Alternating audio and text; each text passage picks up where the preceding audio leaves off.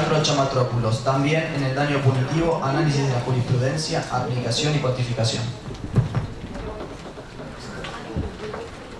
Bueno, ¿qué tal? ¿Cómo les va? Bueno, muchísimas gracias a Fulvio, al Colegio Abogado de San Isidro, a la gente del instituto, a los amigos del instituto, a todos ustedes acá presentes. Me estoy comiendo algunas heces de más porque ya hace 7 meses que no estoy viendo acá, que estoy volviendo a Tucumán, así que me trago más heces que antes, ¿no? Voy a hacer una aclaración inicial. Hablamos con Federico, achicar un poquito la exposición de cada uno para, sabiendo que en daño punitivo siempre hay despelote, para que pueda haber intercambio de opiniones entre todos. No nos vamos a poner de acuerdo, pero por lo menos vamos a canalizar esa vehemencia que nos acostumbra a todos. El eje que teníamos para tocar es daños punitivos, jurisprudencia, aplicación, cuantificación. Cuantificación, básicamente hay 2 o 3 soluciones hoy dadas. Básicamente se puede decir que hay una reducción a sí, fórmula no, y otros parámetros, pero hay cierto consenso, salvo en el tema de uso de fórmulas o no. Con lo cual no me voy a detener ahí, en la jurisprudencia menos, sí en la aplicación, que es lo que a mí me desvela, sobre todo porque en el ámbito de un colegio de abogados, que es la sede que hoy nos recibe, tenemos graves dificultades para demostrar la procedencia. Para mí los problemas no son tanto de cuantificación, sino cuándo procede, porque por algo nos cuesta llegar a generar la convicción en el juez de que en este caso el daño punitivo procede, se aplica, o cuando o cuando no procede. Entonces, dentro de ese marco, y básicamente dado que el daño punitivo está tan estudiado, y básicamente, como bien decía Federico, las cosmovisiones están dadas respecto a estamos de acuerdo o no estamos de acuerdo, es un tema muy estudiado, pensé en qué temas que no estén tan tratados, que no estén abordados todavía, pueden influir de una manera manifiesta en la aplicación tanto a nivel teórico como, en lo más interesante, a nivel práctico en la decisión de un juicio. Si cuando un juez se le presenta un caso, se decide para daño punitivo sí o daño punitivo no. Y en ese marco se me ocurrió que la vinculación entre lo que es compliance con daños punitivos puede influir mucho más de lo que a primera vista parece. Cuando nosotros leemos ese cartelito decimos, este se confundió de panel, ¿no? Y es lo que yo pensaría si estuviese sentado ahí. Pero denme el beneficio de la duda para en los próximos 10 minutos intentar desandar el camino al respecto, intentar de arrimar por lo menos un punto de análisis que no está previsto hoy o no lo tenemos presente. Y aparte, a mi favor, el derecho de consumo es transversal, ¿no? Siempre decimos eso, con lo cual permítame la licencia de irlo vinculando con algo que en principio pareciera mucho más vinculado a lo penal. Bien, ¿qué es compliance? Dicho muy sencillo, y en esa cita muy oportuna de Sebastián de Miguel de Unamuno, es un clásico dicho diferente. O sea, es algo que muchos dirán es lo mío siempre, pero ahora se lo dice lindo, se lo dice en lenguaje corporativo. Se vincula el diseño y ejecución de procedimientos dentro de compañías y organizaciones que aseguren el cumplimiento de distintas normas que rigen el funcionamiento. Es soft law. Lo más interesante de todo es que es soft law, es derecho no creado por el Estado. O sea, nosotros hoy estamos debatiendo un proyecto de ley, naturalmente, del cual el Estado quiere regular de una manera ostensible, ¿sí?, distintas relaciones, en este caso de consumo. Lo interesante de esto es que los propios actores, en estos casos, podríamos hablar de demandados, ¿sí?, generalmente compañías, generalmente las multinacionales, muchas multinacionales, ¿sí?, estarían creando un derecho que, sin darse cuenta, podrían dar elementos más interesantes para que una parte actor o demandante pueda lograr con éxito una demanda de daño punitivo. ¿De dónde viene todo esto? Y esto vino precisamente de cuestiones de mercado, en las cuales cuando el mercado a veces se asusta, reacciona con políticas que pueden llegar a ser beneficiosas para el público al cual estaba destinada la producción y la precaución, ¿no? Fíjense que esto, miren cómo nace, es curioso. Cuando en el año 2001, ustedes habrán visto capaz documentales o YouTube o lo habrán leído, cuando explota el caso Enron en Estados Unidos, básicamente era un fraude contable que hizo que el precio de la acción de Enron esté subido artificialmente para después bajar abruptamente, y en la diferencia, es una maniobra especulativa. Emilio, que le gusta mucho esos citarios, seguramente verá con atención estos temas. Bueno, ¿qué es lo que pasó acá?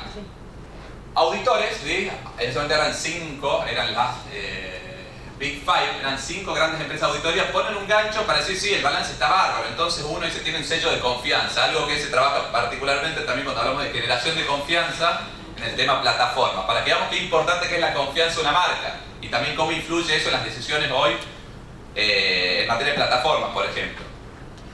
Bueno, uno de esos 5 de de esas 5 grandes empresas de auditoría, Arthur Andersen pone el gancho diciendo está todo maravilloso, después pasa esto, descubren que había un fraude enorme, naturalmente eso que pasa con el precio de esa acción se desploma, y al punto tal que le pega tan fuerte a la reputación de la noticia, le pega tan fuerte a la reputación de Arthur Andersen, que Arthur Andersen deja de ser una de las 5 empresas auditorias, desaparece. O sea, la sanción fue, desaparece el mercado de la compañía. Con lo cual nos podemos preguntar también si la publicación de condenas ejemplares a veces no es una sanción mucho más efectiva que el daño punitivo, pero eso es materia de otro análisis. Producto de eso quedan 4, ¿sí? A partir de ahí se genera una tendencia para sanear el mercado, ¿sí? Con la ley Sarbanes-Oxley del 2003, ¿sí? Esto genera una tendencia que, entre comillas, las empresas o muchas empresas empiezan a hacer bien los deberes, llegamos a hoy, y esto en Argentina queda enmarcado, si ustedes quisieran buscar citas para de dónde agarrarse para hacer un plan de daño punitivo, con esta ley, la ley 27401, responsabilidad penal de personas jurídicas, ¿sí? Diciembre de 2017. Esta normativa básicamente establece una normativa estrictamente penal, de penal empresario, que lo que dice es ya no solamente la persona humana va a ser sujeto pasivo del derecho penal, sino también lo puede ser una persona jurídica bajo los famosos delitos de carácter económico. Esta ley tiene algo que es muy interesante, que es esos artículos 22 y 23, que crea lo que llaman los programas de cumplimiento, programas de transparencia, programas de compliance. Básicamente, ¿qué es lo que dice? Hasta ahora no es nada de derecho del consumidor lo que decimos. Aquella empresa que lleve adelante un programa de cumplimiento, de transparencia y compliance, y no solamente lo diseñe, sino que lo ejecute y esté bien controlado y lo lleve adelante, etcétera, etcétera, podrá ser eximido total o parcialmente de las sanciones. O sea, muy parecido que el daño punitivo en cuanto a herramienta disuasiva, no más que al revés. Si haces bien los deberes, zafás, ¿sí? Entonces, ustedes habrán visto que en los últimos 2 años, gran parte de las compañías argentinas, concretamente aquellas que tienen casas matriz afuera, venían mail de afuera que le decían urgente, armen un programa de compliance, y no solamente armen un programa, sino que ejecútenlo. Y si no lo ejecutan, por lo menos ármenlo para decir que algo tenemos. ¿Por qué? Porque si llega a pasar algo, podemos zafar con esto, ¿sí? Bueno, esos programas, después salió una resolución que pasó muy desapercibida de la Oficina Anticorrupción de octubre 18, no se apuntó al derecho del consumidor. Si hay que hacer compliance en materia tributaria, en materia de data privacy, en materia ambiental, en materia laboral, etcétera, etcétera, pero no hablaba del consumidor, de defensa de la competencia, con lo cual el consumidor no le dimos bolilla. Pero en estos lineamientos de esta resolución dice, nada impide a la organización definir un alcance más amplio de ese programa en temas relativos a antitrust, defensa del consumidor y muchos otros, ¿sí? Ahora bien, lo interesante de esto es que estos programas son programas que se están cumpliendo en serio, a tal punto que hay una persona, que es el Compliance Officer, el oficial de cumplimiento de estos programas, que es un organismo extrapoder dentro del organigrama de una corporación que reporta directamente al directorio y tiene un deber de lealtad y de ética respecto a cómo hacer las cosas. Le paga el sueldo a la empresa, ¿sí? Pero está obligado a hacer cumplir ese programa. Una suerte de botón dentro de la empresa, básicamente, ¿sí? Dentro de ese esquema, entonces, nos podemos preguntar si yo tengo una demanda que estoy evaluando por daño punitivo, y si me estoy enfrentando con una empresa que son cada vez más, que tiene un programa de cumplimiento y tiene un programa de transparencia y tiene un oficial de cumplimiento, a la pucha si no me sirve para la aplicación. ¿Por qué? Porque a mí generalmente lo que más me cuesta es la prueba. Ahora bien, si es que yo tengo todo un manual interno que está cumplido o incumplido, perdón, normas de derecho del consumidor, pero a su vez el programa que vos mismo armaste lo está incumpliendo, y tenés un tipo que lo puedes citar como testigo y te va a decir, sí, la verdad, no cumplimos, y a vos te daban bola, no me daban bola. Eso influirá, y en todo esto, fíjense, prácticas abusivas, obviamente van a estar listadas, ¿sí? Deber de información, cómo cumplirlo, políticas de atención al cliente, tiempos de atención, qué hacer ante la contingencia, deber de prevención, qué pasa con los deberes de seguridad, valoración de la conducta, según el 1725, en determinadas industrias, naturalmente, que haya a punto el criterio un poco de la tolerancia cero, no es tanto un criterio de dolor culpa grave, sino que en industrias determinadas, ¿sí? Esto es, yo siempre hago la comparación, vos podés errar un tiro al arco desde la media luna en un entrenamiento o en una final como en 2014. Higuaín, naturalmente, ¿sí? Fue mucho más negligente que errarlo en un entrenamiento. Y la conducta es la misma, pero el ámbito en el cual se produce hay tolerancia cero. El margen de error es cero. Esa no la puede errar. Entonces ahí, cuando hablamos con el Pizarro, ¿es dolor o culpa grave? Sí. Nada más que llaman tolerancia cero por la situación en la cual se da. Entonces, volviendo a los aspectos probatorios, naturalmente yo tengo ahí prácticamente la prueba servida en la medida que esa empresa tenga un programa de transparencia o de integridad para poder lograr la convicción en ese juez relacionado con la aplicación del daño punitivo. O sea, yo voy a pedir, primero voy a averiguar si la empresa demandada tiene un programa o dice tenerlo. Si lo tiene y lo ejecuta, bárbaro, porque estaríamos diciendo que está haciendo bien cosas relacionadas con los consumidores. Generalmente va a haber pocos casos de daño. Pero, si lo tiene y no lo ejecuta, que es una realidad muy argentina, ¿sí? O sea, tiene el programa para la tribuna, pero no lo tiene, está la prueba servida. Y si yo necesito pruebas, cito a esta persona, venga, declare, o pruebas de informe, lo que ustedes quieran hacer, ¿sí?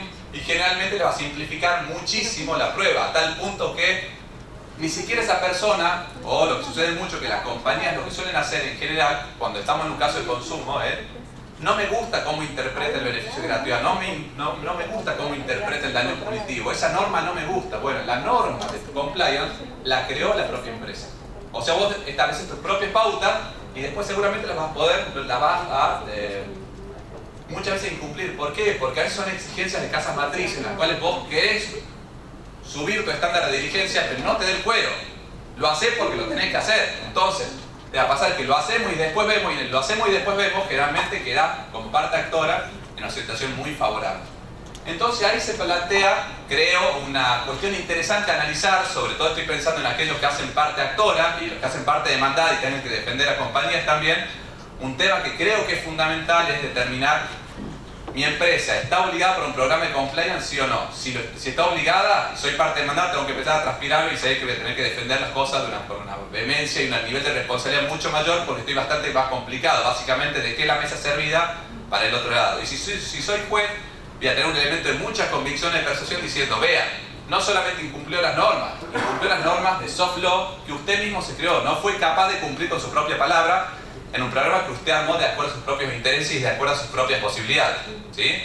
Entonces, bueno, un poco la idea era trabajar sobre ese esquema y resaltar nuevamente, con esto ya para ir terminando, que hay vinculaciones de derecho del consumidor que se van explayando a distintos ámbitos. La vinculación con el derecho, con el mercado, con la norma de defensa de la competencia es cada vez más presente, está cada vez más presente y hay cada vez más visibilidad al respecto. Pero a su vez tenemos áreas de intersección, como las del compliance, que producto que siempre venimos un poco de cuna civilista en el derecho del consumidor, y está muy bien que así sea, que a veces meter algunos elementos que vienen del derecho empresario, incluso del penal empresario, del penal económico, paradójicamente pueden llegar a ser soluciones más que interesantes. Sebastián hablaba de la vinculación de las cláusulas abusivas con el delito de defraudación. Miren cuán diligentes seríamos como abogados, como operadores jurídicos, si además de ver que una norma incumple las normas de defensa del consumidor, decimos que encaja o no encaja con serios fundamentos en el delito de defraudación del Código Penal. Hoy generalmente decimos: me parece que podría, pero fíjense si manejáramos con el mismo nivel de soltura el control de abusividad de las normas de consumidor con la tipificación penal del delito de defraudación, ¿sí? Así, bueno, muchísimas gracias. Ahí queda mi mail de contacto, cualquier cosa, y quedamos abiertos a las preguntas con Félix.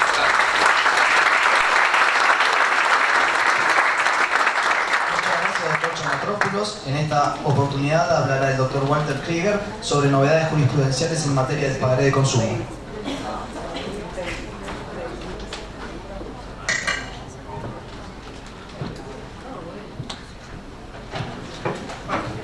Buenas tardes. Yo no tengo problema de altura de Sebastián, evidentemente. Llega bien el micrófono. Agradecer a Julio la invitación a este colegio donde también soy matriculado, así que bueno, es un placer siempre estar acá. Gabriel por la idea de juntarnos cada tanto y aprovechar a manguear a los que están ahí sacando fotos, que después nos saquen una foto a los 5, porque además me estoy dando el gustazo de poder compartir un panel con muy amigos míos, algunos están abajo también, pero bueno, los que están acá arriba son muy amigos míos, así que me gustaría después que quede algún registro de este placer que me di. Es una charla un poco cuesta arriba, hablar del pagaré de consumo. Me pasa lo mismo que le pasó a Coti hace un rato, después de la charla que dio Gonzalo, ¿no? Nos vinieron a hablar a la mañana de fintech y de bitcoins y de blockchain, y yo tengo que venir a hablar de una norma del año 63, ¿no? Es como un poco volver al futuro y hablar de algo que pasó hace 30 años. Y acabo de llegar de vacaciones y estuve con mi familia, y uno en la familia paga, en las vacaciones apaga un poco de celular y empieza a conocer a la familia y a ver qué gente copada, y le empecé a prestar atención a mi hijo, y está en la edad de año y medio que juega con las fotos, ¿no? Y pone el círculo en el círculo, el cuadrado en el cuadrado y todos los aplaudimos. Claro, este hijo todavía no se dio cuenta de que en el mundo hay personas fabulosas, que nos llamamos abogados, que somos geniales para agarrar el círculo, meterlo en el cuadrado, y como vemos que no entra, además está complicado, me dijo, pues no solamente tiene padres abogados, mi mujer también lo es, sino que los padrinos son abogados. Uno está acá sentado, que es Chama, y el otro es mi socio en el estudio, entonces, que es mi mujer. Entonces está muy complicado este chico, pues va a ver que hay gente que realmente puede hacer entrar el cuadrado en el círculo y que cuando vea que no entra le va a pegar un martillazo y lo va a meter de premio igual, porque vamos a tratar de solucionar un problema del derecho del consumo con un instituto, con un título valor creado en el año 63 por el derecho mercantil, que lo dicen los propios fundamentos del decreto ley 5.400 y pico, ¿no? Y con eso tenemos que salir pensado para que los comerciantes pudieran generar un título valor de circulación en el mercado y así poder obtener mercaderías, o materias primas, como dice el propio decreto de ley, y con eso tenemos que salir a pensar el problema del consumidor que a través de ese instrumento de hace 40 años se compró un televisor y un par de zapatillas. Es el círculo entrando en el cuadrado, ¿no? Y además somos expertos para eso, ¿no? Miren lo que pasa con los créditos prendarios y la Corte en HSBC con Martínez diciendo no podemos seguir teniendo secuestros prendarios sin que el consumidor pueda defenderse. Claro, la ley de secuestros prendarios es del año 29, pensada para que el industrial se pueda comprar la máquina, pueda trabajar y si no la pagaba le saquen la máquina. Y nosotros usamos eso para el tipo que no pagó un plan de ahorro. Claramente, otra vez, el círculo del cuadrado. Una ley de seguro genial, del año 67, pensada para cuando nuestro sistema de responsabilidad civil tomaba como norma principal la culpa. Vino el año 68, se metió en la responsabilidad objetiva, ni que hablar, como decía Emilio hace un rato, con el Código Civil y Comercial y la extensión de la responsabilidad civil y el factor de atribución objetivo de la responsabilidad, y seguimos con una ley de seguros que piensa otra responsabilidad civil. Y después nos horrorizamos de Sosa con Flores.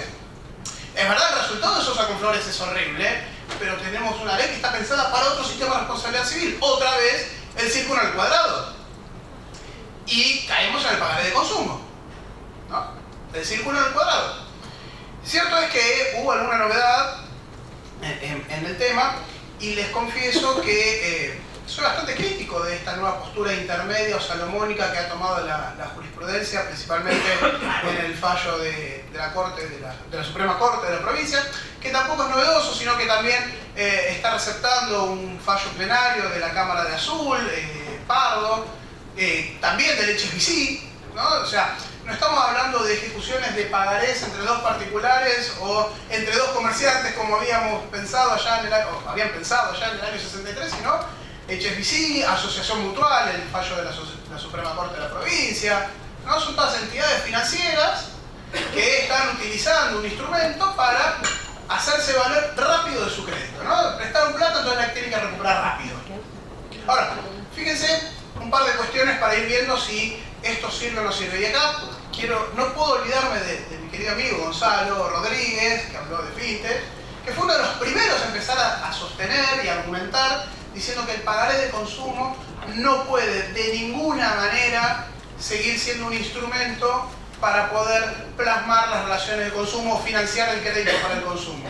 Que tenemos que repensar la manera de cómo se va a financiar el crédito del consumo, porque de ninguna manera el pagaré va a poder cumplir los requisitos de 36, ni aun cuando integremos con el contrato, que ahora lo vamos a ir charlando, ni mucho menos va a poder satisfacer algunas premisas que trae el proyecto de ley de defensa del consumidor. Si bien el tema no lo trata específicamente el proyecto, hay un artículo 79 ahí dando vueltas con las obligaciones de prevención para el préstamo, que de ninguna manera las exigencias que trae este artículo 79 las va a poder cumplir un pagaré de consumo. No hay forma. Es más, si alguno se animara, me parece que celebro el texto del 79, me parece que es una manera de transparentar conductas en el mercado, pero sin ninguna duda, las conductas que se exigen en ese 79 hoy son exigibles por el 1710 y el deber de prevención de daño. Porque, obviamente, exigir al proveedor de servicios financieros que verifique la situación crediticia del consumidor que pide un préstamo, que verifique que no se esté sobreendeudando, o sea, que esté tomando un crédito que va más allá de su capacidad, Cuando tenemos un consumidor sobreendeudado, claramente tenemos un daño causado. ¿Le arruinamos el patrimonio? El tipo va a perder la casa, el auto o lo que fuere, porque alguien le hizo firmar un papelito que se llama pagaré, donde, mírense justamente lo que pasaba en el fallo de la Suprema Corte de la provincia. Le aceptan la integración del pagaré con el contrato, porque en el contrato decía que el tipo la señora, había pedido 2.400 pesos y el pagaré se lo habían hecho firmar por 3.100. ¿Por qué? Porque en el pagaré ya le habían incluido los intereses para cuando no pagara. Entonces el proveedor se estaba cobrando 2 veces los intereses. Los intereses que ya tenía la operación y era lo que les había informado el consumidor en el contrato, más los intereses de la ejecución de ese pagaré, ¿no? Entonces, claramente, no solamente lo siguen haciendo, ¿no? Digo, y también hay una cuestión con esto de criticar al pagaré de consumo, ¿no? Cuando hablo en algunos institutos de derecho comercial o con algunos profesores de derecho comercial, digo, el pagaré no se puede utilizar de esta manera, me dicen, estás matando al pagaré. Primero, como si la extinción del pagaré fuera tan grave como la extinción de la ballena franca austral, ¿no? O sea, salvemos al pagaré, hagamos una vaquita, pobre pagaré. Y segundo, no creo que el pagaré desaparezca, sino que lo que desaparecería es una práctica que genera graves distorsiones en el mercado y genera graves distorsiones en materia de, se distorsiona el valor de los productos. ¿Cuánto vale el televisor que está comprando la persona que firmó un pagaré para poder financiar esa compra? ¿El valor de compra, el que tenía la etiqueta? ¿El valor del contrato con el cual va a tener que integrar el título? ¿O el valor del pagaré? O sea, tenemos 3 precios por un mismo producto. Es imposible cumplir mínimamente con un deber de información básico. ¿Cuánto estoy pagando por el producto que estoy adquiriendo? Pero además hay otra fenomenología, y esto está estudiado económicamente. Los proveedores de bienes, de muebles de consumo, que financian a los consumidores a través de esta práctica, ya tienen estudiado que en la medida en que el consumidor pague 3 de las cuotas comprometidas, por más que hayan sido 54, ya recuperaron el valor del producto más la ganancia esperada. O sea, el negocio es vender en cuotas con pagaré. Porque la ganancia financiera es fabulosa. Por lo tanto, ya no tengo un proveedor de un bien. O el vendedor del televisor ya no está ganando por la venta del televisor, está ganando por el financiamiento, por la venta, que le interesa mucho más y le es mucho más rentable que la venta del televisor. Fijémonos si eso no genera una distorsión grave en el mercado que ameritó que este pagaré que tiene atrás una relación de consumo, no lo miremos de otra manera. ¿Cuál fue la solución famosa de este plenario de Azul y de este fallo de la Suprema Corte? El plenario es Pardo y el fallo de la Suprema Corte, HSBC con Pardo, y el plenario de la Suprema Corte es Asociación Mutual contra Bonilla, que era el apellido así. Lo que dicen es, bueno, el pagaré solo no me va a servir para ejecutar el préstamo, sino que le voy a exigir al proveedor que además del pagaré, al momento de acompañarme el pagaré, me acompañe el contrato de mutuo, con firma certificada o no, no sabemos, parecería que no, con firma simple, donde de ese contrato nosotros podamos entender y podamos ver las cláusulas que comprometían ese contrato. La pregunta que me surge primero es, ¿para qué quieres el contrato? En la medida que vos me lo estás manteniendo, vos, cuando digo vos hablo de la Suprema Corte, en la medida que me lo estás manteniendo dentro de un proceso ejecutivo. Porque en el proceso ejecutivo el consumidor, ¿qué va a poder discutir? Bueno, está bien, discutamos la causa, es un crédito de consumo. ¿Y eso implica entonces que el consumidor va a poder pedir abusividad de cláusulas por el 988? ¿Implica que el consumidor va a poder pedir no solamente la existencia de cláusulas abusivas, sino denunciar la existencia de una situación jurídica abusiva, entendida la situación jurídica no como bien lo explicaba Seba, sino como el contexto que yo le genero al consumidor para llevarlo a una relación de consumo sin que estar consciente de lo que está realmente contratando? Hay un capítulo maravilloso de Los Simpsons para explicar lo que es la situación jurídica abusiva. Los Simpsons son maravillosos para los ejemplos. ¿Se acuerdan de Homero que lo quieren meter en una secta y le proyectan una película, entonces se para y le meten un proyector y le dicen, ¿a dónde se va? No, al baño, y le agarran y se vuelve a sentar y así van pasando los personajes. Bueno, parecido a la venta del tiempo compartido. No sé si tuvieron la oportunidad, es más o menos lo mismo. Es una situación jurídica abusiva. Me impone la relación de consumo, aun cuando en el contrato estén todas las cláusulas válidas. Aun cuando en ese contrato después no encuentro una cláusula abusiva. Me imponen la relación de consumo y vulneraron mi libertad de decidir si quería o no quería contratar. ¿Podré cuestionar esa situación cuando me están poniendo la oficina que me hace firmar el pagaré al lado de la caja donde tengo que pagar el televisor o el par de zapatillas para el cual no me alcanza la plata? ¿No? Digo, generar este nuevo título complejo, como lo llama la Suprema Corte de la Provincia de Buenos Aires, ¿qué fines prácticos trae? Porque a la medida en que esto siga siendo un proceso ejecutivo, claramente mis defensas van a ser muy acotadas. Si vamos a crear un título complejo, si vamos a exigir la presentación del contrato, ordinaricemos la situación. De la misma manera que el consumidor, cuando tiene que ir a reclamarle al proveedor, también tiene que transitar un proceso ordinario. Y no me olvido del texto del 53 que dice que se tiene que aplicar el proceso más breve en la jurisdicción, porque los que ejercemos sabemos que la mayoría de los tribunales nos dicen proceso ordinario. Y cuando le queremos apelar a la resolución dicen, ah no, la resolución es inapelable. ¿No? Por lo menos el fuero comercial de la capital federal es la norma. Por lo tanto, ¿cómo es la cuestión? Cuando el consumidor le debe dinero al proveedor, que el proveedor recupere la plata rápido. Ahora, cuando el consumidor tiene que ir a reclamar al proveedor, no tan rápido. Veamos el contrato, reanalicemos si la cláusula era abusiva o no era abusiva. Parece que seguir insistiendo con esta posibilidad de ejecución genera una disparidad frente al proceso y frente al acceso a la justicia que merece ser revisada. Insisto, me parece que el pagaré entonces, el pagaré de consumo, es meter el círculo en el cuadrado. Es querer seguir manteniendo vigente un instituto no pensado para financiar relaciones de consumo.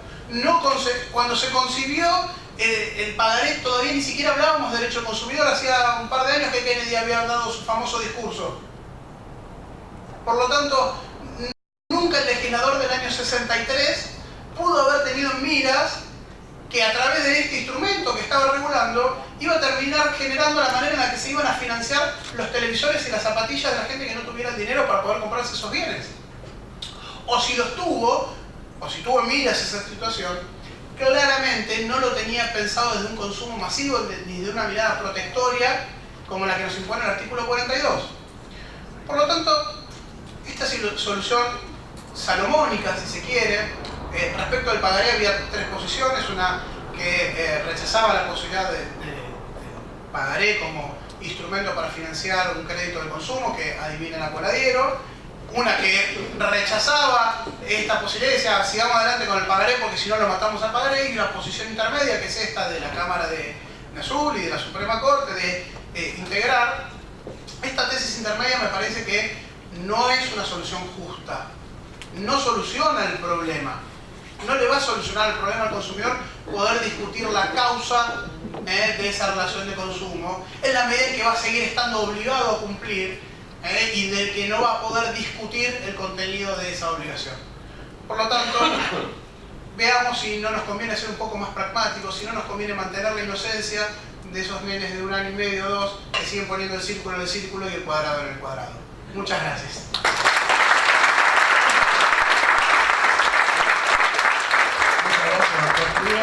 Ahora da uso la palabra a la doctora Lidia Garrido en responsabilidades por defecto.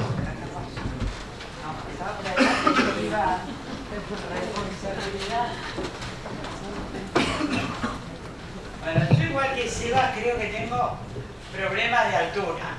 Así que, primero realmente me siento doble, triple, cuádruplemente vulnerada porque soy la cuota femenina de este panel. 2, hablar después de que tocaron más o menos los Beatles, que estuvieron maravillosos, chicos, es un poco una situación jurídica abusiva. Y tercero, la hora, que es por ende también el tema de que ustedes quieren hacer preguntas, voy a ser concreta, rápida, y no voy a seguir enumerando los problemas que he tenido, digamos, con este panel. Gracias al colegio por organizar todo. Gracias al instituto, acá en las autoridades, por seguir haciendo estos eventos donde nos permiten juntarnos y seguir debatiendo temas, algunos que no son en realidad tan nuevos. A ver si voy bien, creo que sí, ¿no? Voy a pasar rápido estas primeras powers, filminas, como los quieran llamar, porque en realidad supongo que esta mañana, cuando hablaron de la situación en el mercado, cuando hablaron del tema del consumismo, la masificación, nuestro hombre gris, situaciones que a mí me encanta del hombre masa de Ortega y Gasset, ya están más que incorporadas. Sí, digamos, vamos a poner cierto énfasis solo en la palabra desinformación, porque tiene muchísimo que ver en materia de deficiencias o en materia de defectos en productos y servicios, también la carencia o sobreabundancia de información. Esto lo vamos a encontrar, yo creo que adecuadamente tratado, explicitado en varias normas del proyecto, por lo cual los remito a leerlo. También va de la mano de que necesariamente nos teníamos que parar en todo el problema de la internacionalización, la globalización, la constitucionalización.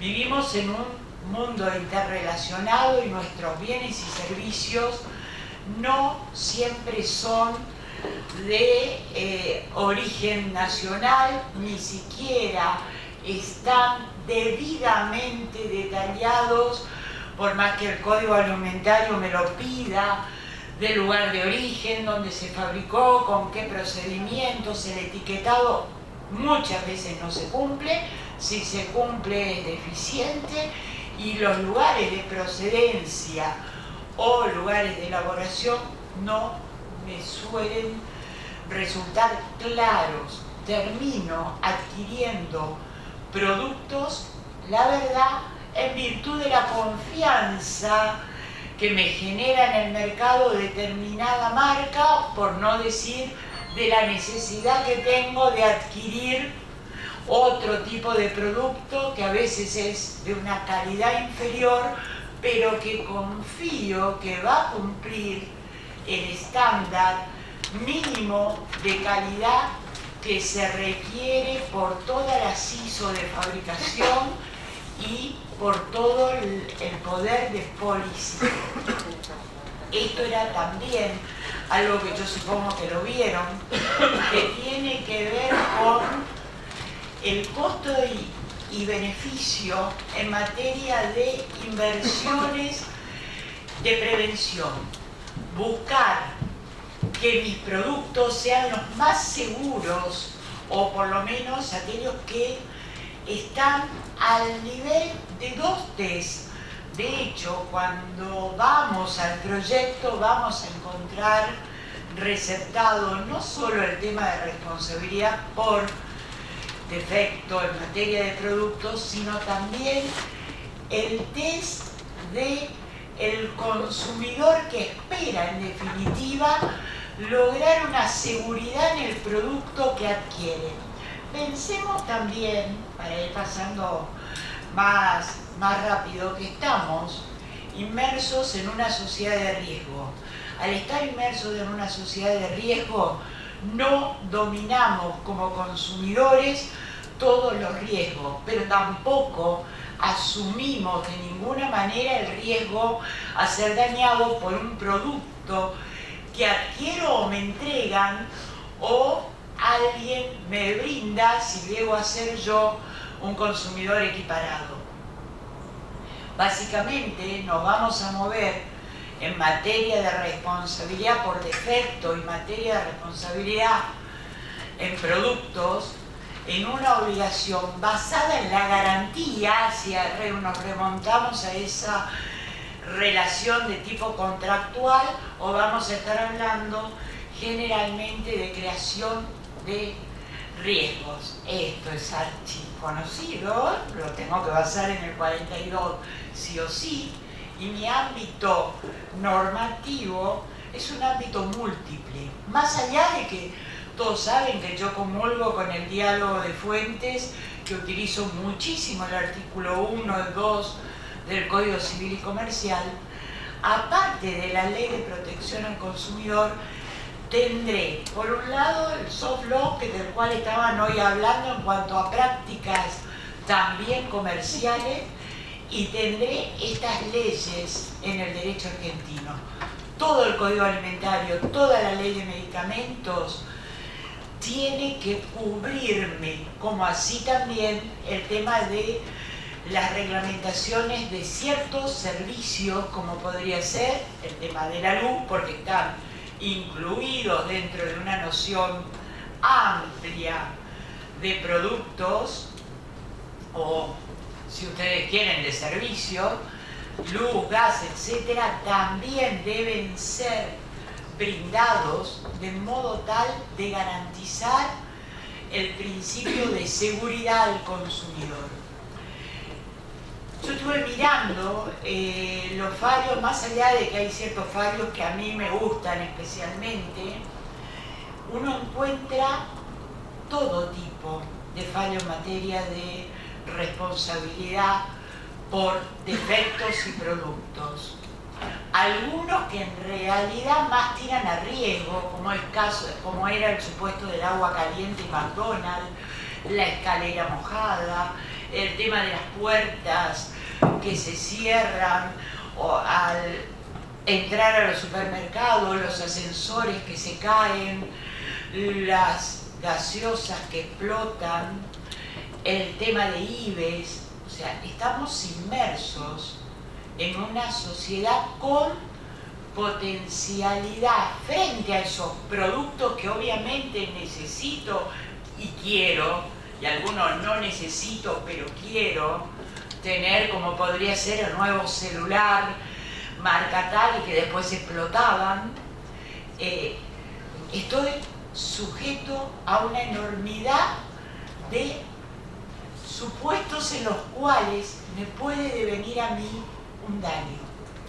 Ese daño, lo que nosotros vamos a discutir es si proviene de un defecto, porque recordemos que tanto el proyecto como está planteado ahora, como cierta jurisprudencia en Argentina, se basa en esta directiva que yo les traje acá. Esta directiva en realidad tiene su centro en un concepto que es el concepto de producto defectuoso. Y uno llega al concepto de producto defectuoso porque ha fallado. O en la matriz, cuando diseña, es un defecto de diseño y todos los individuos de la producción van a tener el mismo defecto, y el ejemplo era el famoso Ford que explotaba cuando lo chocaban por atrás, que también da lugar a punitivos. También va a ser un defecto de diseño cierta colocación de los airbags, y en otros supuestos ya no va a ser de diseño, sino va a ser de fabricación. El caso aterrador en su momento de Befumo contra Sebel, donde la masa salió mal, todos los otros ejemplares de esa tirada de autos están bien, pero falla en un supuesto particular que se fabrica de un modo ineficiente, si ustedes quieren.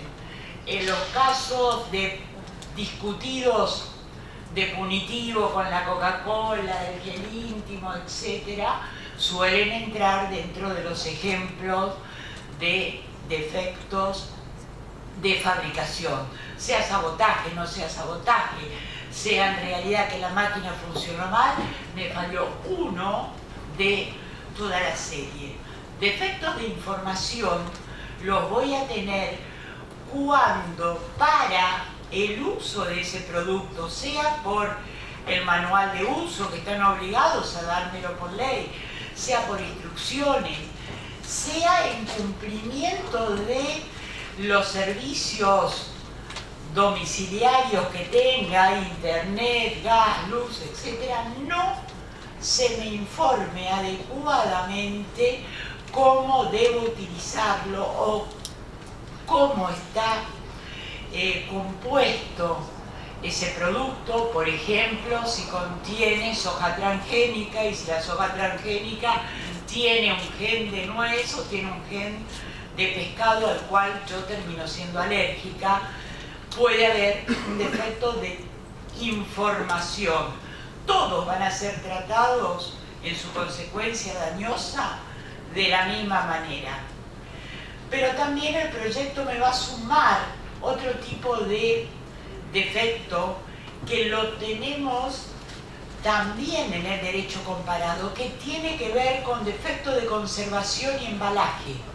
O sea, si estamos frente a un lácteo como un yogur, se mantiene de determinada manera. Si estoy frente a vacunas, requiero mantener la cadena de frío. Puede que no haya en realidad un problema ni de fabricación ni de diseño, pero si corto la manera de conservar el producto, el efecto va a ser sí o sí la producción de un daño. Y siempre voy a estar hablando en definitiva de que no se cumple con la idea de producto seguro. Ahora bien, también voy a tener acá un problema que tiene que ver con la noción de producto. Nosotros, por supuesto, esto lo paso, estamos hablando en el artículo 40, no todavía de defecto. Estamos hablando de riesgo vicio. Iba de la mano del 1113. Completamente acorde, todos nos acordamos del problema del veto parcial, de la instauración después y la responsabilidad de la cadena por ser una responsabilidad objetiva, solidaria, en el cual la confianza hasta del que había simplemente puesto la marca en el producto generaba el nacimiento de su responsabilidad. Sabíamos que la responsabilidad nace por diferente causa. Cada uno tiene una relación diferente con el daño, pero a ojos de la víctima se optó por política legislativa en ese momento de poner una responsabilidad de tipo solidario. Tengo que romper esa situación de tipo antieconómica, de que sea el consumidor el que absorba los microdaños. Y por eso también acá es importante los reclamos por acciones colectivas en materia de defectos y la aplicación de daños punitivos cuando se enajenan, venden, etc., productos en mal estado. Acá, cuando hablo del tratamiento actual en el Código Civil y Comercial, tiene que ver que esa concordancia que habíamos logrado con el 1113, y estoy pasándome 40 años de historia argentina, historia de derecho argentino por arriba, que era lo que estábamos hablando hoy más temprano con Fede, de la discusión de dónde entraba la responsabilidad por productos, si entraba en el 1109 o entraba en el 1113. Yo pretendo que no vuelva a resurgir si entendemos realmente que la noción de defecto nunca está referida a la noción de la culpa cantada en la cosa misma, como decía Casiero. O sea, ustedes me dirán, bueno, pero Lidia, te estás alucinando.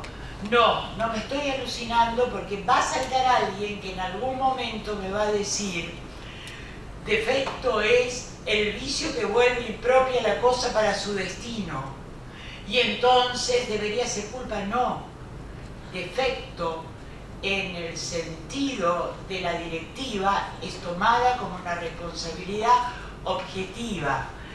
Quizás no la llamen riesgo, pero la seguridad de los productos es tan fuerte que sin ninguna duda apunta a eso.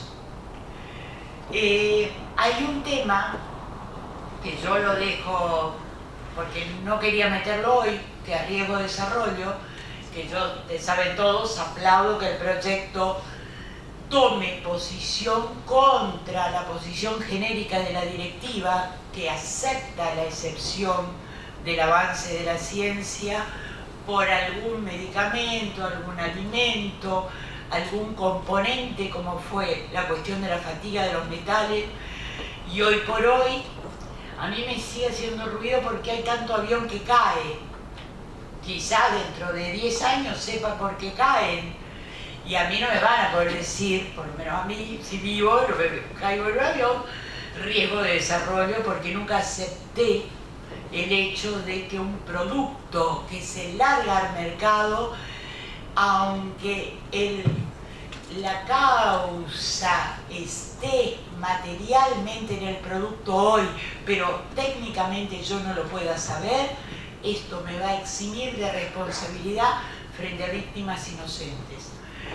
Aceptar la directiva como estaba implicaba aceptar que el riesgo de desarrollo era un costo social pagadero por la población argentina. Como está en el proyecto, que no lo admite como eximente, implica un poder de policía, de custodia, que va de la mano del 42 de la Constitución.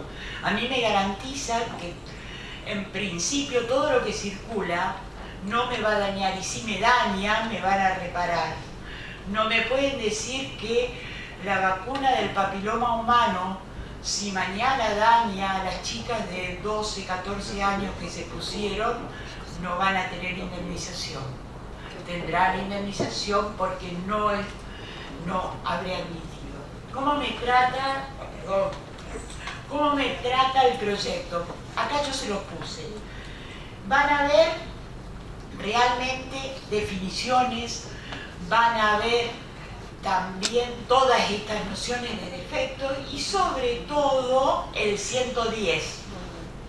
Lean el 110, que tiene que ver con la seguridad del producto, y el patrón está dado por lo que legítimamente se puede esperar como calidad de ese producto, mínimamente que no me dañe. Lo mismo se aplica para servicio defectuoso. Por supuesto que la autorización administrativa no me sirve como una especie de patente de corso, por supuesto que el riesgo de desarrollo no me sirve. La culpa de la víctima va a ser tomada, si ustedes quieren, de un modo restrictivo, o por lo menos es como debería leerse.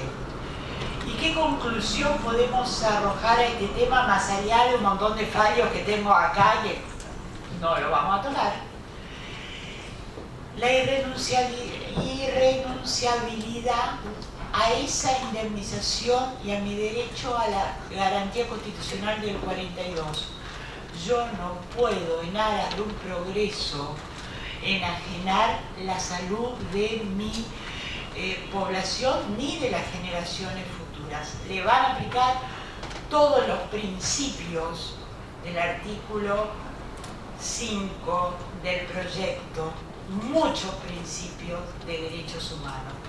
Por ende, no significa que no lo puedan aplicar hoy. Solamente yo diría que con el proyecto tengo más disgregado el tema y más fácil de que un pueblo aplique. Gracias.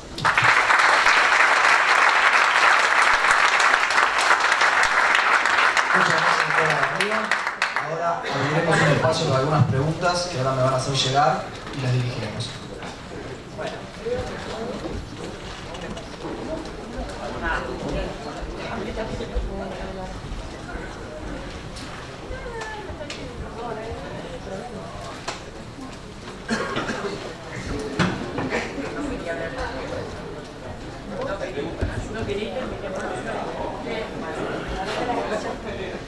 Ah, bueno, no.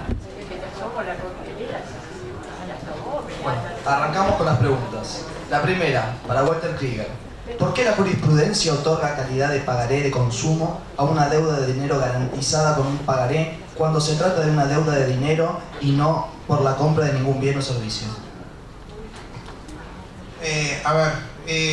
No es que la jurisprudencia le otorga el carácter de pagaré de consumo a todos los pagarés.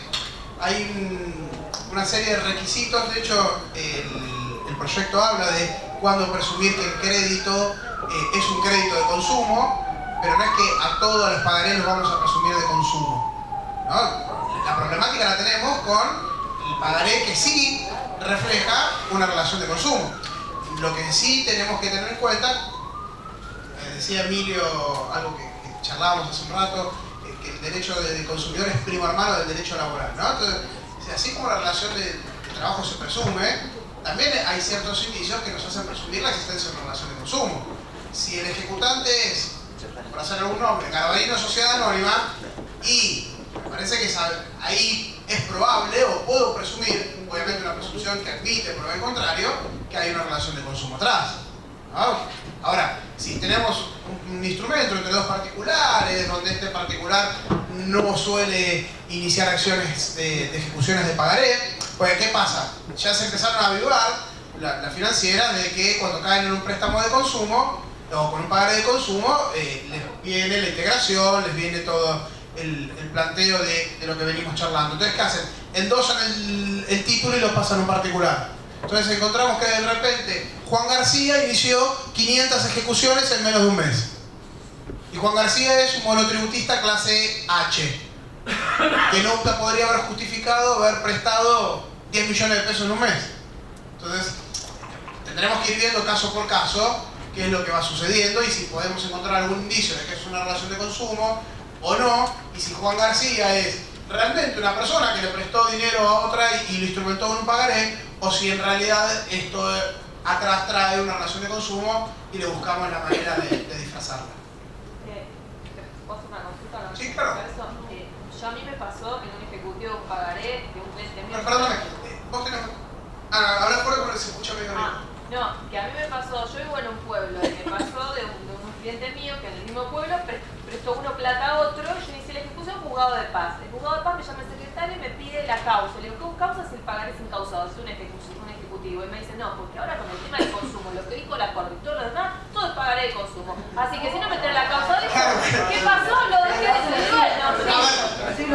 Lo desistí de la acción. Sí,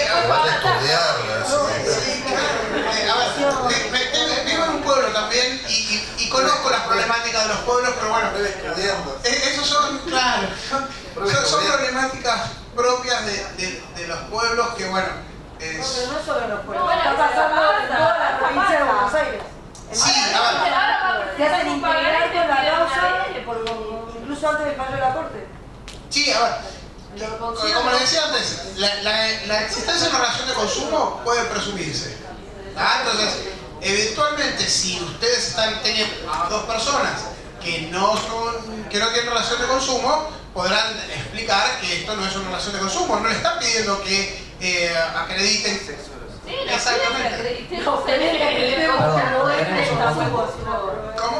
No, a mí me pidieron que yo presente el mutuo que no tenía, obvio, tenía dos papelitos firmados, que era el pagaré. Y bueno, y si no y a ver, y la pregunta es, ¿cuál fue la consecuencia de no tener mutuo?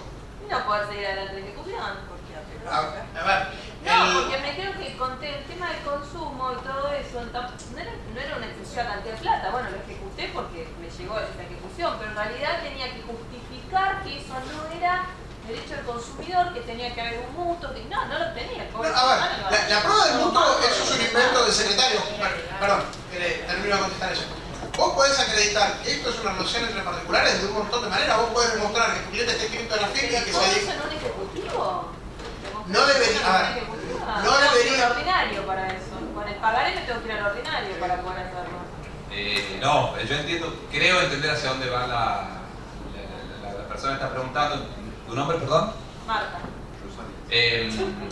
Yo, a ver, entiendo la proporción y hasta la comparto, que me parece, yo no sé tampoco si no hay ningún indicio en la relación jurídica subyacente, en este caso de carácter laboral, sí que yo puedo presumir y ponerle a ella la cara de la prueba. Ahora, si no es una SA o una SRL la que ejecuta, si yo no soy persona humana, si es que no hay muchas causas en la mesa de entrada virtual, si es que el monto es bajo, si es No, es que no prestó más nada, No, espera, te estoy dando razón.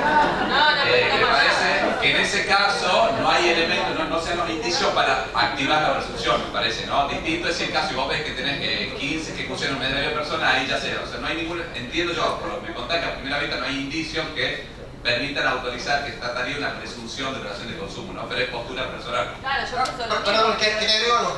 Y segundo, tampoco me parece que la manera o la única manera de acreditar que se trata o no se trata de una relación de consumo sea acompañando el mutuo. O sea, eso es una exigencia que trajeron de la galera. No, de récord. Las preguntas, por favor, si las pueden hacer por escrito, nos hacen llegar y así ordenamos un poco mejor. Gracias.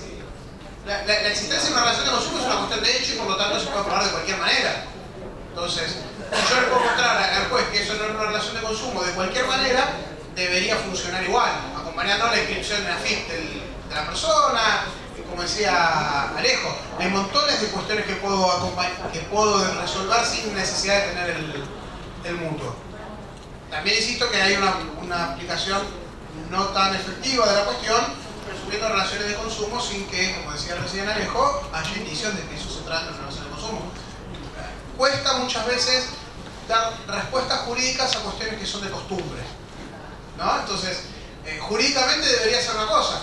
Después, la costumbre termina siendo otra cosa y hay que ir pensando cómo se actúa sobre eso. Pero comparto lo que dijo Alejo.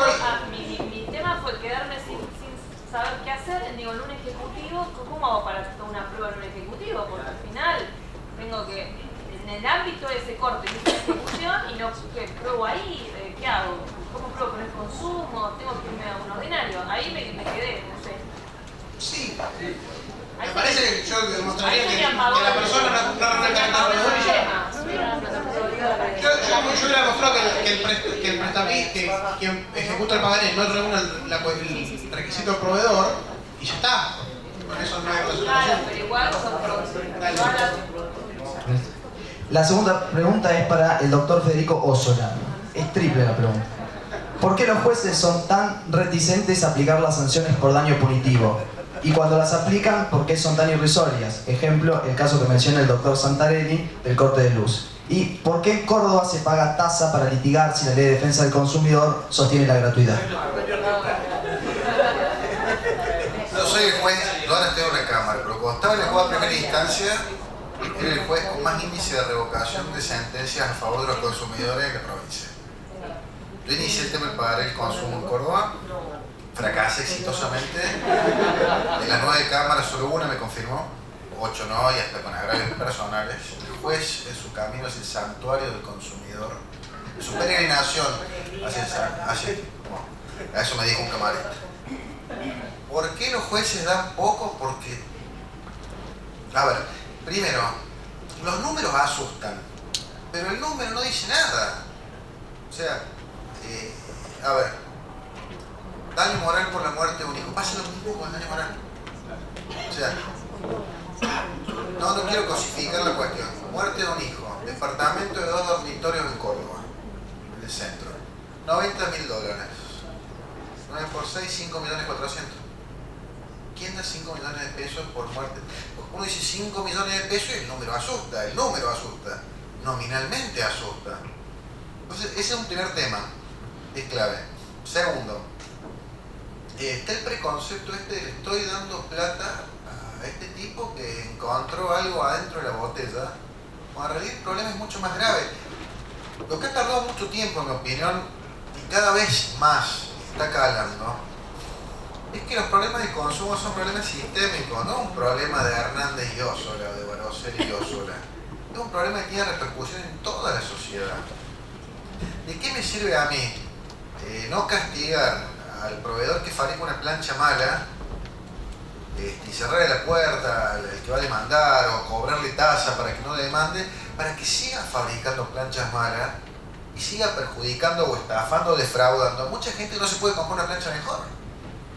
Entonces, una vez que a uno le cae la ficha, que fue lo que a mí me pasó cuando empecé, hace muchos años, o sea, una vez que a uno le cae la ficha, verdaderamente, y creo que esa es la expresión, de para qué sirve el derecho al consumo, diría Claudia Leo Márquez, instrumento de regulación del mercado, no es un tema de nosotros dos, nada más. Es una vez que hay, uno cuando hace el clic en eso, la mirada cambia, por supuesto. Pero bueno, pareciera ser algo nuevo, tiene 25 años ya, o sea, tenemos la boda de plata de la Ley de Defensa del Consumidor, y sin embargo, todavía es un tema creo que es un tema de mentalidad, de formación, de miedo a lo nuevo también. Uno como abogado trata de ser, los abogados tratamos de ser por ahí medio conservadores, es más cómodo no cambiar. Y en Córdoba en particular, bueno, ha habido como una suerte de reticencia. Pasa que en Córdoba tenemos lo de la gratuidad, tiene una explicación, tiene una causa, es la siguiente. En Córdoba la tasa de justicia la administra el Poder Judicial por delegación legislativa. En las otras provincias va a rentas generales. Entonces, la falta de pago de la tasa no la siente nadie, entre comillas, o nadie se da cuenta de esa desfinanciación. Cuando hace 4 o 5 años se empezaron a avivar los abogados, 4 o 5 años, estamos hablando de, la ley era del 2009, 5 años después de que estaba el beneficio de gratuidad y empezaron a pedirlo, se empezó a desfinanciar la tasa. Y el Tribunal Superior, que en esto es juez y parte prácticamente, declaró la inconstitucionalidad de la exención con el argumento de la no delegación de potestades legislativas provinciales, que es un argumento, digamos, es un argumento fundado, que tiene sustento normativo, pero que para mí me encontra el artículo 42 de la Constitución. O sea, acá hay un conflicto mucho más severo y mucho más profundo. Consumidores de primera y de segunda, eficacia, artículo 42, delegaciones legislativas. Es un tema, o sea, el argumento no es tonto, digamos, no es un argumento baladí, o sea, es una cosa para pensarlo. Creo yo que la cuestión ha sido esta. Señor gobernador, el legislador nacional decidió esto, así que cada vez que venga un consumidor y demande, usted va a tener que adelantar porque los derechos más importantes son los que más cuestan. Es así. Entonces, hay un tema de financiamiento y es comprensible. Lo que pasa es que obviamente eso no se dijo. En el fallo está el tema de las competencias legislativas. Eso ha sido ratificado, incluso para el daño punitivo también. Como hay que poner el monto de la demanda, hay que pagar. O sea, si demando los 5 millones, pago tasas sobre 5 millones. O sea que es un problema. Yo quería una consulta con respecto a... Perdón, la consulta... Sí, pero es por eso que... El Tribunal Superior lo dijo. Queremos avanzar. No, porque está buena, Está buena las preguntas escritas, después si tiene alguna más, la escribimos y después vemos. Está buena la pregunta. Tengo entendido que la persona, yo no conozco al abogado Córdoba Chico y por ahí nos conocemos bastante. Tengo entendido que el abogado al que salió el fallo de los daños punitivos iba a ir a la corte. Yo creo que la corte lo va a revocar. No tengo duda que lo va a revocar. Lo que pasa es que esto, en definitiva, este es el tema de la frazada corta. Bueno, ¿quién paga esto? Porque a la larga, el beneficio de gratuidad lo está pagando el Estado. Pasa que no nos damos cuenta porque se va el pozo sin fondo ese y agujero negro que es renta general en las provincias. En Córdoba se nota, ¿por qué? Porque ese dinero está separado. Pero el tema del recurso directo, cuando se planteó el tema del daño del beneficio de gratuidad, no fueron a la corte, también por la cuestión de costos.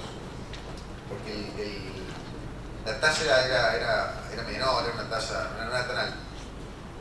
Bueno, No tengo duda, yo creo que la corte lo va a revocar, pero bueno. seguimos con la siguiente pregunta, nuevamente para usted, doctor Ossola.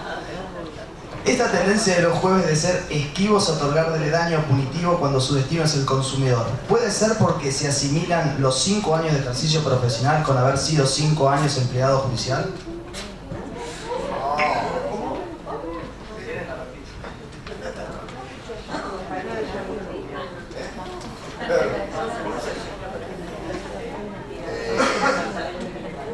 Sí, doy por respondido con lo que dije antes, o sea, creo que no hay una cuestión, creo que el tema no es, y esto de verdad lo digo porque lo he charlado, o sea, a ver, no tengo estadísticas, no soy profesional, o sea, no puedo, lo que yo digo es empírico, no es científico, es lo que yo he visto y lo que vivo en mi medio, que también es muy chico.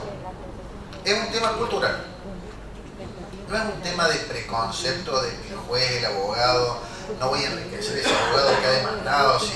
Eso tengo que sacarlo. Creo que es un tema cultural. El tema del derecho al consumo es un tema cultural. Y se ve de cierta manera. Así en Córdoba le llamamos a los caranchos los corre ambulancia, ¿sí? El nombre cordobés. Bueno, ahora están los corre consumo, los corre punitivos. O sea, es un elemento sociológico de la realidad, ¿no es cierto? Que tampoco se puede ignorar porque en definitiva es lo que incide a veces en conducta reticente por una cuestión cultural. Y bueno, hay que seguir machacando. Muchas gracias. Seguimos. Pregunta para el doctor Chamatrópulos. Si considera que al negar las empresas de transporte el carácter de pasajero transportado, usuario, estarían pasibles de ser condenados con daño punitivo por negar, a sabiendas de que usó la SUBE, que fue el usuario del servicio público.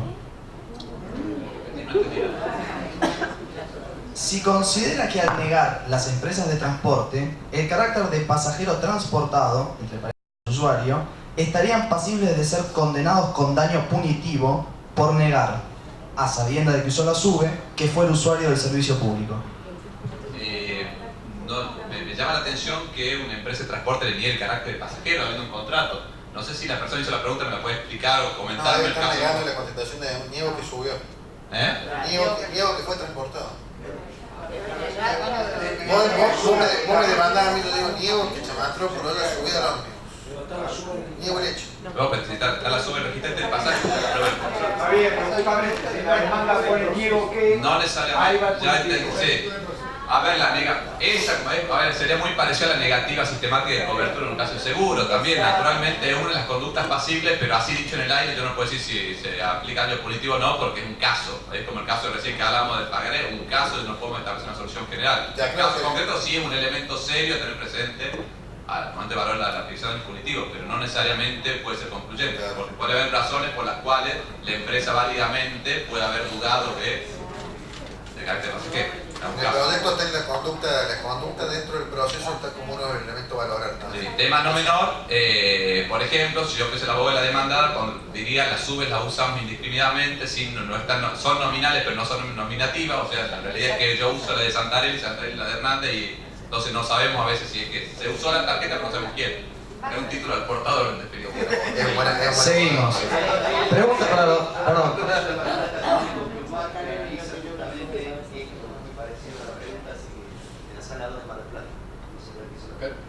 Bueno, seguimos. Una pregunta para la doctora Garrido.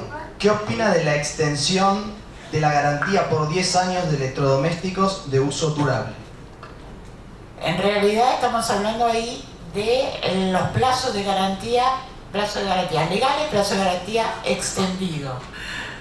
El plazo de garantía legal lo tengo sí o sí garantizado. Si quiero ir por los 10 años no tengo ningún problema. El problema es la obsolescencia del bien, que lo estás planteando en otro terreno, no en el problema de validez o no de la garantía. ¿Qué hago yo con un bien que a los 10 años, heladera, lavarropa, lo que fuera, deja de funcionar? Se supone que son bienes durables de consumo. No importa si tengo la garantía por 10 años, o la tengo por 3, o la tengo por 5. O sea, ahí lo que voy a estar teniendo es que demostrar que ese bien tiene una programación de obsolescencia y por ende tiene un defecto ya íncito que va a hacer que dentro de 10 años me quede sin lavarropa. No sé si te respondí, si era eso lo que estaba buscando. Como respuesta. Perfecto. Seguimos con... ¿Es eso? Seguimos con una nueva pregunta para la doctora Garrido. Dice así, usted mencionó un defecto de un auto cuando hizo su exposición y comenta que hace 2 años le llegó un caso de una familia donde había fallecido una persona por romperse la masa de una rueda de un auto muy nuevo. Consulta si su caso es parecido. En realidad el que yo había mencionado era de Befumo contra Sebel. En Befumo contra Sebel lo que se rompe es la masa, se le cae y no hay muertos. El problema es que no tengo muertos. Acá tengo, exactamente, acá tengo un muerto, hay para mí un problema de defecto que puede ser de fabricación directamente y cabe responsabilidad. Fíjese que no haya pasado nomás el plazo de 3 años. Es el único problema. que puede llegar a tener para la acción según cuando ocurrió el hecho. Si el hecho ocurre después de la sanción del Código Civil y Comercial o el hecho ocurre antes. Y va a tener varios antecedentes referidos a explosiones de neumáticos de Goodyear, va a tener un problema de la dirección de unos autos japoneses y va a tener el problema de los airbag de BMW. Todo eso lo puede citar. Esta es una consulta para quien quiera de ustedes contestarlo, así que tendrán la oportunidad. Muy bien. Casi un caso. AISA deja por ley de estatización a su exclusivo criterio la colocación de un medidor. Un galpón de 6.000 metros cuadrados recibió por 2 años de consumo 3 millones de pesos cuando colocaron el medidor. El consumo mensual bajó de 57.000 a 2.000. AISA insiste en que esta prerrogativa del medidor es legal. Claro, ahí yo me permito, que aparte me tocó una linda. En la Ley de Defensa del Consumidor vigente, y eso el proyecto lo mantiene, es un derecho de los usuarios de servicios públicos a tener un registro del consumo. Y en materia de agua y saneamiento es típicamente uno donde ese derecho se ve vulnerado de manera sistemática. Hay algunos casos jurisprudenciales que lo han planteado, porque generalmente lo que hace la empresa AISA es establecer una presunción de consumo en virtud del metraje. Entonces se dan esas circunstancias de cifras a veces extraordinarias, ¿no? Entonces, algunos casos lo han planteado vinculado a justamente error de facturación por omisión de información para la medición. Pasamos a la última pregunta. ¿Qué piensa el panel del sistema COPREC? No sé quién quiere contestarlo. No sé por dónde viene la pregunta, si hay algún coprequista en la sala. Sabemos que no les pagan los honorarios, queremos que se los paguen, lo decimos. Páguenle los honorarios a los coprequistas, a las y los coprequistas. Estamos con ustedes. A ver, yo creo que el sistema COPREC ha sido un avance significativo para los consumidores en cuanto al acceso a la justicia, porque ha permitido una mayor visibilidad de la cuestión y porque también al desconcentrarse el procedimiento fuera del centro de la ciudad ha permitido que, y eso pueden dar fe los y las coprequistas presentes, aquellos que están en los barrios han sido los que más reclamos han recibido. Creo que como todo sistema es perfectible y que a veces en la implementación hay cosas para seguir trabajando, pero creo que, bueno, las estadísticas lo marcan, la conciliación administrativa es la vía quizá más cercana y más eficiente para los consumidores para la resolución de conflictos, y sin duda que podemos tener opiniones sobre algunos aspectos en particular, pero creo que es algo para seguir consolidando y fortaleciendo.